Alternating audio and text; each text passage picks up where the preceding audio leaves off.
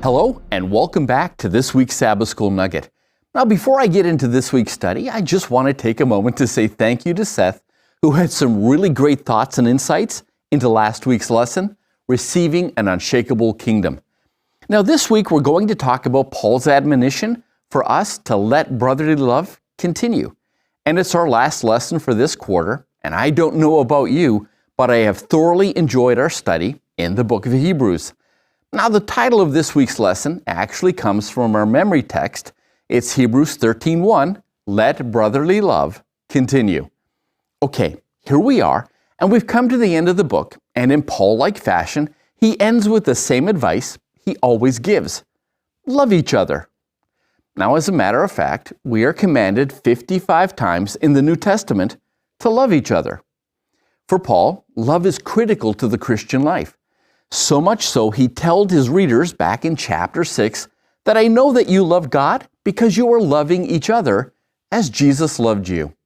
And again, they didn't learn it from symbols and ceremonies. They learned it from Jesus.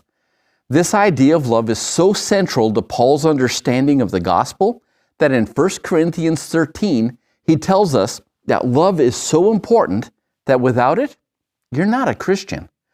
So what is this love Paul is talking about? Well, the best definition of love that I have ever heard goes something like this. Love is the giving of ourselves for the blessing and benefit of others. As Sabbath's lesson points out, this love means that we become personally invested in each other's relationship with Jesus.